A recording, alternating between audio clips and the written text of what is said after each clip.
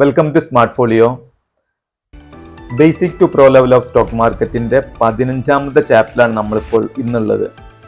ഈ 15 ചാപ്റ്റർ കഴിഞ്ഞ 14 ചാപ്റ്ററിനെ നമ്മൾ ബേസ് ചെയ്ത് നോക്കുമ്പോൾ നിങ്ങൾ ഒരു സ്റ്റോക്ക് ഫണ്ടമെന്റലി അനാലിസിസ് ചെയ്യാൻ പഠിച്ചു, ടെക്നിക്കൽ അനാലിസിസ് ചെയ്യാനും പഠിച്ചു അല്ലേ? നിങ്ങളിതൊരു ആദ്യമായിട്ടാണ് ഈ ഒരു വീഡിയോ സീരീസ് കാണുന്നത് എന്നുണ്ടെങ്കിൽ നമ്മളെ ചാനലിൽ പോയിട്ട് അവിടെ ഒരു പ്ലേലിസ്റ്റ് ഉണ്ട്, basic to pro level of stock market എന്നൊരു പ്ലേലിസ്റ്റ് ഉണ്ട്. ആ ഒരു പ്ലേലിസ്റ്റിലുള്ള ഒന്നാമത്തെ ചാപ്റ്റർ 1 മുതൽക്ക് തന്നെ കണ്ടിട്ട് തിരിച്ചു വരണം. അപ്പോഴേ നിങ്ങൾക്ക് ഈ ഒരു സ്റ്റോക്ക് മാർക്കറ്റിനെ കുറിച്ച് കംപ്ലീറ്റ് ബേസിക് മുതൽ പ്രോ ലെവൽ വരേക്കും നിങ്ങൾക്ക് പഠിച്ചെടുക്കാം. അങ്ങനെ പഠിച്ചെടുത്താലേ നിങ്ങൾക്ക് സ്റ്റോക്ക് മാർക്കറ്റിൽ നിന്ന് ഒരു വെൽത്ത് ക്രിയേറ്റ് ചെയ്യാനും അതേപോലെ തന്നെ ഒരു പാസീവ് ഇൻകം ക്രിയേറ്റ് ചെയ്യാനൊക്കെ പറ്റുള്ളൂ. ഇത് റെഗുലർ ആയിട്ട് കണ്ട കഴിഞ്ഞ 14 വീഡിയോസും കണ്ട ഒരാളാണ് നിങ്ങൾ എന്നുണ്ടെങ്കിൽ നിങ്ങൾക്ക് ഒരു സ്റ്റോക്ക് എങ്ങനെ ഫണ്ടമെന്റലി അനാലിസിസ് ചെയ്യാമെന്നുള്ളതും ടെക്നിക്കൽ അനാലിസിസ് ചെയ്യാമുള്ളതൊക്കെ നിങ്ങൾ പഠിച്ചിട്ടുണ്ടാവും അല്ലെ?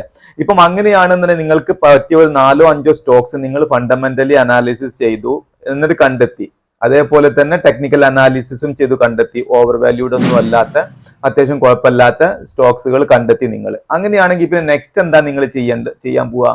ബൈ ചെയ്യണം അല്ലെ? പക്ഷെ ബൈ ചെയ്യുന്നതിന് മുമ്പ് നിൽക്കട്ടെ. ബൈ ചെയ്യുന്നതിന് മുമ്പ് നമ്മൾ കുറച്ച് കാര്യങ്ങളും കൂടെ നോക്കാനുണ്ട്. എങ്ങനെ നിങ്ങൾ ഈ ബൈ ചെയ്യുന്നതിന് നിങ്ങളുടെ ഉദ്ദേശം എന്താണ് എന്നുള്ളത്. ഇത് എന്ന് പറഞ്ഞാൽ നമ്മളൊരു ട്രേഡിങ്ങിൽ ഡിഫറെന്റ് ടൈപ്സ് ഓഫ് ട്രേഡിങ്സ് വരുന്നുണ്ട്. മീൻസ് ഒന്നാമതായിട്ട് വരുന്നത് ലോങ് ടേം ഇൻവെസ്റ്റ്മെന്റ് ആണ്, രണ്ടാമത്തത് ഷോർട്ട് ടേം ഇൻവെസ്റ്റ്മെന്റ്, മൂന്നാമത്തത് സ്വിംഗ് ട്രേഡിങ്, നാലാമത്തത് ഇൻട്രാഡേ ട്രേഡർ. ഇതിൽ ഞാൻ പ്രിഫർ ചെയ്യുന്നത് ലോങ് ടൈം ഇൻവെസ്റ്റ്മെന്റിനാണ് ആദ്യമായിട്ട്. രണ്ടാമതായിട്ട് ചെയ്യുന്നതാണ് ഷോർട്ട് ടൈം ഇൻവെസ്റ്റ്മെന്റിനാണ് പിന്നെ ചെയ്യുന്നത്. അത് കഴിഞ്ഞ് മൂന്നാമതായിട്ടാണ് ഞാൻ സ്വിംഗ് ട്രേഡിങ്ങിന് പ്രിഫർ ചെയ്യുന്നത്. അതും കഴിഞ്ഞിട്ട് നാലാമത്തേതിലാണ് ഇൻട്രാഡേ ട്രേഡിങ്ങിന്. കാരണം ഇൻട്രാഡേ ട്രേഡിങ്ങിന് ശരിക്കും നല്ല ഒത്തിരി സ്കില്ല് വേണം. അതുമല്ല ഇതിലുള്ള പ്രോഫിറ്റ് ഉണ്ടാക്കാനുള്ള chances as per my view ഇൻട്രാഡേക്ക് നല്ല ഒരു 10-20% മാത്രമേ ഉള്ളൂ. അപ്പോൾ ഒരു 100 ആൾക്കാർ ഇൻട്രാഡേ ചെയ്യുമ്പോൾ അതിൽ ഏറ്റവും കൂടുതൽ സ്കില്ലുള്ള ഒരു 10-20 ആൾക്കാർക്ക് മാത്രമേ ഇതിൽ പ്രോഫിറ്റ് ഉണ്ടാക്കാൻ പറ്റുന്നുള്ളൂ. അതേ സ്ഥാനത്ത് അതിന്റെ മൂന്നാമത്തെ കാറ്റഗറിയിൽ വരുന്ന സ്വിംഗ് ട്രേഡിംഗ് ആണെന്നുണ്ടെങ്കിൽ സ്വിംഗ് ട്രേഡിംഗ് കുറച്ചും കൂടെ ഒരു ഈസിയാണ്. ഇങ്ങനെ ഇൻട്രാഡേനെ ബേസ് ചെയ്ത് നോക്കുമ്പോൾ കുറച്ചും കൂടി ഈസിയാണ് നമ്മുടെ സ്വിംഗ് ട്രേഡിങ്. സ്വിംഗ് ട്രേഡിങ്ങിൽ ഏകദേശം ഒരു 60-80% ആൾക്കാർക്കും പ്രോഫിറ്റ് ഉണ്ടാക്കാൻ പറ്റും. കാരണം അപ്പം അത് കുറച്ചും കൂടി ഈസിയാണ്. ഇൻട്രാഡേനെ ബേസ് ചെയ്യുമ്പോൾ സ്വിംഗ് ട്രേഡ് കുറച്ചും കൂടി ഈസിയാണ്. എങ്കിൽ ഷോർട്ട് ടേം ഇൻവെസ്റ്റ്മെന്റ് ആണെന്നുണ്ടെങ്കിൽ അത് സ്വിംഗ് ട്രേഡിനേക്കാളും കുറച്ചും കൂടെ മോർ ഈസിയാണ്. കാരണം അതിന് ഏകദേശം ഒരു 90% തന്നെ, ഒരു 100 പേരിൽ ഒരു 90% ആൾക്കാർക്കും പ്രോഫിറ്റ് ഉണ്ടാക്കാൻ പറ്റും. എങ്കിൽ ലോങ് ടേം ആണെന്നുണ്ടെങ്കിലും അതിലൊരു 95% ആൾക്കാർക്കും ഞാൻ എന്റെ പേഴ്സണൽ ആയിട്ടുള്ള അഭിപ്രായമാണ് കേട്ടോ ഈ പറയുന്നത്. എന്റെ ഒരു എക്സ്പീരിയൻസിൽ ഞാൻ മനസ്സിലാക്കിയ കാര്യമാണ്. 195% ആൾക്കാർക്കും ലോങ് ടൈം ഇൻവെസ്റ്റ്മെന്റിൽ പ്രോഫിറ്റ് ഉണ്ടാക്കാൻ പറ്റും. പക്ഷെ ഈ ഒരു നാല് ട്രേഡിംഗ് രീതിയിലും നമുക്ക് കുറെ ക്രൈറ്റീരിയകൾ വരുന്നുണ്ട് കേട്ടോ. ഈ ക്രൈറ്റീരിയകളൊക്കെ മീറ്റ് ചെയ്യുന്ന രൂപത്തിൽ ആണ് നമ്മൾ ട്രേഡ് ചെയ്യുന്നത്. കാരണം ഇതിന് കുറെ റൂൾസ് ആൻഡ് റെഗുലേഷൻസ്, അല്ലെങ്കിൽ അങ്ങനെ തന്നെ പറയാം, കുറച്ച് റൂൾസ് ആൻഡ് റെഗുലേഷൻസ് ഉണ്ട്. ഈ റൂൾസ് ആൻഡ് റെഗുലേഷൻസ് ഫോളോ ചെയ്തിട്ട് നിങ്ങൾ ഈ പറയുന്ന ട്രേഡുകൾ ഏത് ട്രേഡിങ് ചെയ്യുകയാണെങ്കിലും അതിന്റെ പ്രോഫിറ്റബിളിന്റെ പെർസെൻറ്റേജ് നമുക്ക് ഇൻക്രീസ് ചെയ്യാം അല്ലെങ്കിൽ വർദ്ധിപ്പിക്കാൻ പറ്റും. അപ്പോൾ നമ്മൾ ആദ്യമായിട്ട് തന്നെ പഠിക്കാൻ പോകുന്നത് ലോങ് ടൈം ഇൻവെസ്റ്റ്മെന്റിനെ കുറിച്ചാണ്. ഞാൻ പറഞ്ഞല്ലോ, കാരണം ഏറ്റവും കൂടുതൽ ആൾക്കാർക്ക് പ്രോഫിറ്റ് കിട്ടാൻ ചാൻസ് ഉള്ള ഒരു രീതി എന്നുള്ളത് ലോങ് ടൈം ഇൻവെസ്റ്റ്മെന്റ് ആണ്. അപ്പൊ നമ്മൾ ഏറ്റവും ആദ്യം നമ്മൾ അതല്ലേ പഠിക്കേണ്ടത്. അപ്പൊ നമുക്ക് നോക്കാം ലോങ് ടൈം ഇൻവെസ്റ്റ്മെന്റ്.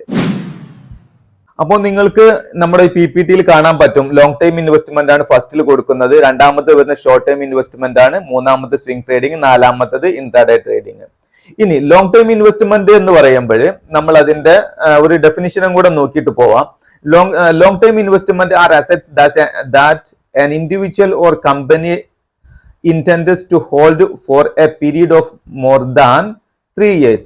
ഒരു ലോങ് ടൈം ഇൻവെസ്റ്റ്മെന്റ് എന്ന് പറയുന്നത് ഒരു 3 വർഷത്തിൽ അധികമുള്ള ഒരു ഇൻവെസ്റ്റ്മെന്റ്. നമ്മളൊരു കമ്പനിയുടെ സ്റ്റോക്സോ അല്ലാന്നുണ്ടെങ്കിൽ ഒരു അസറ്റ് വാങ്ങി മിനിമം നമ്മൾ ഒരു 3 വർഷമെങ്കിലും നമ്മൾ ഹോൾഡ് ചെയ്യണം. ഒരു 3 വർഷമോ അതിലധികമോ ഹോൾഡ് ചെയ്യുന്ന ആ ഒരു രീതിയാണ് ലോങ് ടൈം ഇൻവെസ്റ്റ്മെന്റ് എന്നുള്ളത്. ഇനിയിപ്പോ 3 ഇല്ല എന്നുണ്ടെങ്കിലും മിനിമം ഒരു 2 വർഷത്തിൽ കൂടുതലെങ്കിലും നമ്മൾ ഇൻവെസ്റ്റ്മെന്റ് ചെയ്യണം.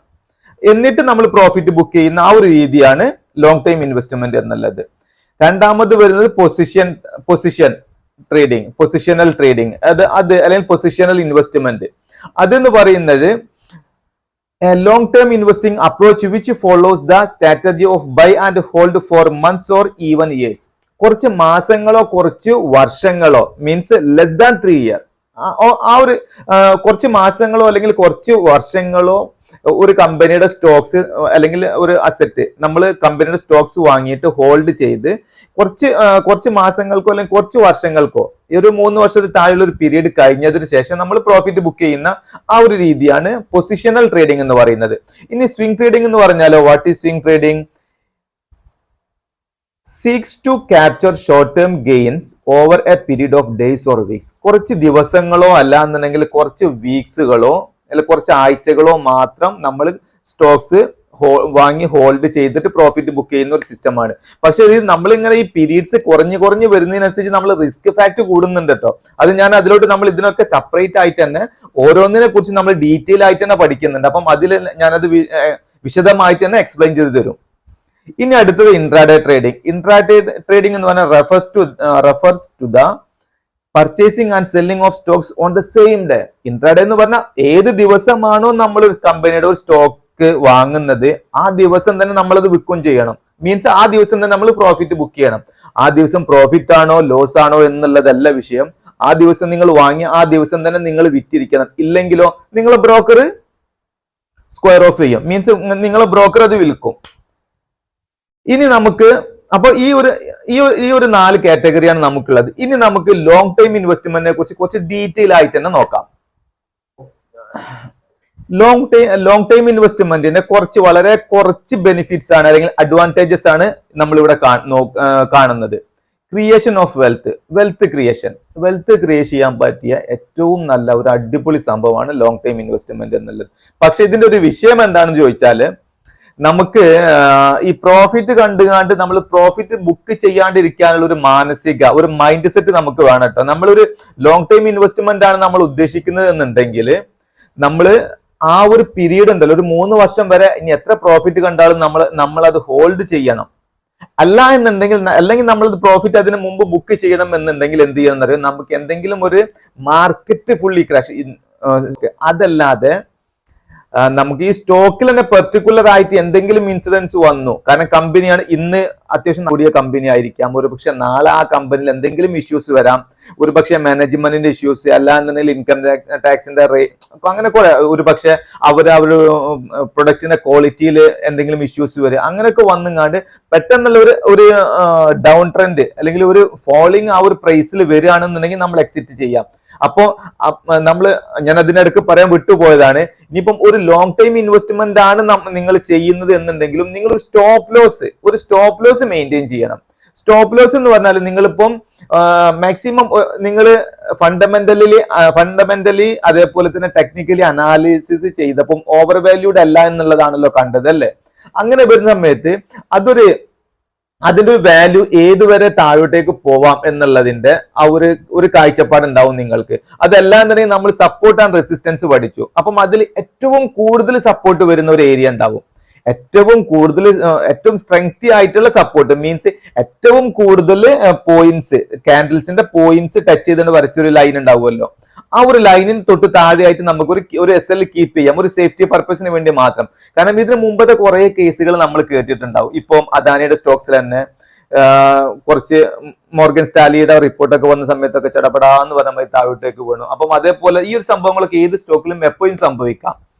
അപ്പം അങ്ങനെയുള്ള കാര്യങ്ങളൊക്കെ സംഭവിക്കുമ്പോൾ അതിന് നമ്മൾക്ക് നമ്മുടെ ക്യാപിറ്റൽ സേഫ് ആക്കാനും വേണ്ടിയിട്ട് നമ്മൾ ആ ഒരു SL കീപ്പ് ചെയ്യുന്നത് വളരെ നല്ലതാണ്. ഓക്കെ, രണ്ടാമത്തത് നമുക്ക് മിനിമൈസേഷൻ ഓഫ് റിസ്ക് മാക്സിമം കുറയ്ക്കാം. കാരണം ഒരു ലോങ് ടൈം ഇൻവെസ്റ്റ്മെന്റ് എന്ന് പറയുമ്പോൾ നമ്മൾക്ക് ഒരു 3 വർഷത്തിന് മിനിമം. അപ്പം അതില് നമ്മൾ കുറച്ച് സ്റ്റോക്കുകൾ സെലക്ട് ചെയ്ത് കഴിഞ്ഞാൽ നമുക്ക് ആ ഒരു സ്റ്റോക്കുകൾ സെലക്ട് ചെയ്യുന്ന ആ ഒരു സമയത്ത് മാത്രം നമ്മൾക്ക് അതിന്റെ ഫണ്ടമെന്റലി അനാലിസിസ്, ടെക്നിക്കൽ അനാലിസിസ് കാര്യങ്ങളെല്ലാം നോക്കിയാൽ മതി. അത് കഴിഞ്ഞതിന് ശേഷം പിന്നീട് നമുക്ക് ആ ഒരു സ്റ്റോക്കിൽ എന്തെങ്കിലും അല്ലെങ്കിൽ ആ ഒരു കമ്പനിയിൽ എന്തെങ്കിലും ഇഷ്യൂസ് വരുന്നുണ്ടോ ഇല്ലേ എന്നുള്ളത്, അല്ലെങ്കിൽ പെട്ടെന്നുള്ള ഒരു ഫാളിങ് വരുന്നുണ്ടോ ഇല്ലേ എന്നുള്ളത് മാത്രമാണ് നമ്മളൊരു മെയിൻ ആയിട്ട് നോക്കേണ്ട കാര്യം. അതേ സ്ഥാനത്ത് നിഫ്റ്റിയിൽ ഒരു ഫാളിങ് വന്നുകൊണ്ട് ഈ കമ്പനിയുടെ സ്റ്റോക്ക് താഴോട്ട് വരികയാണെങ്കിൽ നിങ്ങൾ അത് വറീഡ് ആവേണ്ട. കാരണം അത് ഓട്ടോമാറ്റിക്കലി നിഫ്റ്റി പൊങ്ങുമ്പോൾ ഫണ്ടമെന്റലി സ്ട്രെങ്ത് ആയിട്ടുള്ള കമ്പനി ആണെന്നുണ്ടെങ്കിൽ നിഫ്റ്റി ഫാൾ ആകുമ്പോൾ ഓട്ടോമാറ്റിക്കലി ഈ കമ്പനിയും ഫാൾ ആവും, ഓട്ടോമാറ്റിക് ആണത്. അതേ സ്ഥാനത്ത് നിഫ്റ്റി തിരിച്ചു കയറുന്ന സമയത്ത് അതോ ഒന്നുകിൽ നിഫ്റ്റിയോടൊപ്പം അല്ലെങ്കിൽ നിഫ്റ്റിയെക്കാളും മുമ്പ് തന്നെ ഫണ്ടമെന്റലി സ്ട്രോങ് ആയിട്ടുള്ള കമ്പനികളെല്ലാം തിരിച്ചു കയറിയിട്ടുണ്ടാവും. ഓക്കെ, അപ്പം അതാണ് നമ്മൾ മിനിമൈസേഷൻ ഓഫ് റിസ്ക് കൊണ്ട് ഉദ്ദേശിക്കുന്നത്. ഇനി അടുത്തത് സസ്റ്റൈനബിൾ ഗ്രോത്ത്. ഈ ഒരു നല്ല കമ്പനിയാണ് എന്നുണ്ടെങ്കിൽ നമുക്ക് സസ്റ്റൈനബിൾ ആയിട്ടുള്ള ഒരു ഗ്രോത്ത് ഈ ഒരു സ്റ്റോക്കിൽ നമുക്ക് കാണാൻ കഴിയും. കാരണം നമ്മൾ ഒരു ഫണ്ടമെന്റലി അനാലിസിസിൽ പറഞ്ഞല്ലോ, നമ്മൾ പ്രോഫിറ്റ് ഗ്രോത്തിന്റെ ഒക്കെ CAGR ഒക്കെ നമുക്ക് എടുത്ത് നോക്കുകയാണെങ്കിൽ നമുക്കത് വളരെ പെട്ടെന്ന് തന്നെ മനസ്സിലാക്കാൻ പറ്റും. അപ്പോ ആ ഒരു പ്രോഫിറ്റ് ഗ്രോത്തിന്റെ CAGR, അതേപോലെ തന്നെ റവന്യൂയുടെ CAGR അല്ലെങ്കിൽ റവന്യൂയുടെ ഗ്രോത്ത് ഒക്കെ നമ്മൾ ഫണ്ടമെന്റലി അനാലിസിസ് ചെയ്യുമ്പോൾ വളരെയധികം ശ്രദ്ധിക്കണം. അസോസിയേഷൻ വിത്ത് ക്വാളിറ്റി കമ്പനീസ്, നമ്മൾ ക്വാളിറ്റി ഉള്ള കമ്പനികളുമായിട്ടാണ് അസോസിയേറ്റ് ചെയ്യേണ്ടി വരിക. കാരണം എന്താണ്, നമുക്ക് ലോങ് ടൈം ഇൻവെസ്റ്റ്മെന്റ് ആണെങ്കിൽ വളരെ കുറച്ച് സ്റ്റോക്സുകളെ നമുക്ക് വരുന്നുള്ളൂ. ഒരു പക്ഷെ മറ്റുള്ള ട്രേഡിംഗ് രീതിയിലൊക്കെ വെച്ച് നോക്കുമ്പോൾ ഒരുപാട് സ്റ്റോക്കുകൾ കൈകാര്യം ചെയ്യേണ്ടി വരുമ്പോൾ ഒരു ലോങ് ടൈം ഇൻവെസ്റ്റ്മെന്റ് ആണെങ്കിൽ വളരെ കുറച്ച് സ്റ്റോക്കുകളെ ഉണ്ടാവുള്ളൂ. കാരണം ഏറ്റവും ബെസ്റ്റ് ആയിട്ടുള്ളതാണല്ലോ മാർക്കറ്റിൽ അവൈലബിൾ ആയതിൽ വെച്ച് ഏറ്റവും ബെസ്റ്റ് ആയിട്ടുള്ള സ്റ്റോക്കുകളാണ് നമ്മൾ ചൂസ് ചെയ്യുന്നത്. അപ്പൊ തന്നെ അതിന്റെ എണ്ണം വളരെ പറ്റ കുറവാകും എന്നല്ല, എങ്കിലും മാക്സിമം ഒരു ക്വാണ്ടിറ്റി റെഡ്യൂസ്ഡ് ആയിരിക്കും അല്ലോ. അപ്പം അതുകൊണ്ട് തന്നെ അത് ഏറ്റവും നല്ല കമ്പനികളുമായിരിക്കില്ല മാർക്കറ്റിൽ അവൈലബിൾ ആയിട്ടുള്ളതിൽ വെച്ചുകൊണ്ട് ഏറ്റവും നല്ല ക്വാളിറ്റി കമ്പനികളും. അപ്പൊ ആ ഒരു കമ്പനികളുമായിട്ട് നമുക്ക് അസോസിയേറ്റ് ചെയ്യാനുള്ള ഒരു അവസരമാണ്.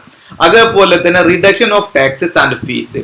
കാരണം ഫീസ് എന്ന് പറയുന്നത് നമ്മള് ഒന്നാമത് ഡിസ്കൗണ്ട് ബ്രോക്കേഴ്സിനൊക്കെ എടുത്താൽ നമുക്ക് ബ്രോക്കറേജ് ഇല്ല എന്ന് പറയാം. പ്ലസ് അതിന്റെ ടാക്സസും കാര്യങ്ങളൊക്കെ ആണെങ്കിൽ തന്നെ നമുക്ക് വളരെ കുറച്ച് മാത്രം നമുക്ക് ഇത് വരുന്നുള്ളൂ. ബൈയിങ്ങിന്റെ ഒക്കെ സമയത്ത് വളരെ കുറച്ച് നമുക്ക് ടാക്സസും അതേപോലെ ഫീസ് ബ്രോക്കറേജസ് കാര്യങ്ങളൊക്കെ വളരെ കുറച്ചേ വരുള്ളൂ. കാരണം ഒരു ഇൻട്രാഡേ ഒക്കെ ചെയ്യുന്ന ഒരു ഇൻട്രാഡേനെ ബേസ് ചെയ്ത് നോക്കുമ്പോൾ ഇൻട്രാഡേ എന്ന് പറഞ്ഞാൽ ഡെയിലി നമ്മൾ വാങ്ങുകയും വിൽക്കുകയും വേണം. സിംഗ് ട്രേഡ് ആണ് എന്നുണ്ടെങ്കിലോ നമുക്കൊരു ഈവൻ 2-3 മാസത്തിൽ അല്ലെങ്കിൽ 1-2 മാസത്തിൽ അല്ലെങ്കിൽ ഈ ഫ്യൂ വീക്സിന്റെ ഉള്ളിൽ തന്നെ നമുക്ക് ബൈയിങ്ങും. പക്ഷെ നമുക്ക് ഒരു ലോങ് ടൈം ഇൻവെസ്റ്റ്മെന്റ് ആണെന്നുണ്ടെങ്കിൽ നമുക്കൊരു 3 വർഷം വരുന്നുണ്ട്. ആ ഒരു 3 വർഷത്തിൽ ഒറ്റ തവണ എന്നല്ല, ആ വർഷത്തിൽ നമുക്ക് എത്രയാണോ ഡിപ്പ് കാര്യങ്ങളൊക്കെ വരുന്നതിനനുസരിച്ച് കണ്ടാണ് നമ്മൾ ബൈ ചെയ്യുക. എങ്കിലും മറ്റുള്ള ട്രേഡിംഗ് രീതികളെ അപേക്ഷിച്ച് നോക്കുമ്പോൾ ഇതിൽ ഈ ടാക്സസ് അതേപോലെ ഫീസ് കാര്യങ്ങളൊക്കെ വളരെ കുറഞ്ഞ ഒരു ലെവലില് വരുള്ളൂ നമുക്ക്. അപ്പം ഇത്രയുമാണ് വളരെ ഇമ്പോർട്ടന്റ് ആയിട്ടുള്ള ലോങ് ടൈം ഇൻവെസ്റ്റ്മെന്റിന്റെ കുറച്ച് ബെനിഫിറ്റ്സ്. അപ്പോൾ ഇനി നമുക്ക് ഈ ലോങ് ടൈം ഇൻവെസ്റ്റ്മെന്റ് ആണ് നിങ്ങൾ ഉദ്ദേശിക്കുന്നത് എന്നുണ്ടെങ്കിൽ ആ ലോങ് ടൈം ഇൻവെസ്റ്റ്മെന്റ് ചെയ്യുന്നതിന് മുമ്പ് നമ്മൾ ശ്രദ്ധിക്കേണ്ട വളരെ കുറച്ച് ഇമ്പോർട്ടന്റ് ആയിട്ടുള്ള കുറച്ച് കാര്യങ്ങളുണ്ട്. ആ ഒരു കാര്യങ്ങൾ ശ്രദ്ധിച്ചിട്ട് വേണം നമ്മൾക്ക് നമ്മുടെ ബൈയിങ് സ്റ്റാർട്ട് ചെയ്യാൻ, ലോങ് ടൈം ഇൻവെസ്റ്റ്മെന്റിന് വേണ്ടിയിട്ടുള്ള ബൈയിങ് സ്റ്റാർട്ട് ചെയ്യാൻ. അപ്പൊ ആ ഒരു ഇമ്പോർട്ടന്റ് ആയിട്ടുള്ള കാര്യങ്ങൾ നമ്മൾ അടുത്ത വീഡിയോയിൽ നമ്മൾ എക്സ്പ്ലെയിൻ ചെയ്യുന്നതായിരിക്കും. അപ്പൊ ഈ ഒരു വീഡിയോയിൽ പറഞ്ഞ കാര്യങ്ങളെല്ലാം നിങ്ങൾക്ക് ശരിക്കും മനസ്സിലായിട്ടുണ്ടാവും എന്നുള്ള ആ ഒരു പ്രതീക്ഷയിൽ തന്നെ ഞാൻ ഈ ഒരു വീഡിയോ ഇവിടെ വൈൻഡപ്പ് ചെയ്യാണ്. This is VM Rafeeq signing off.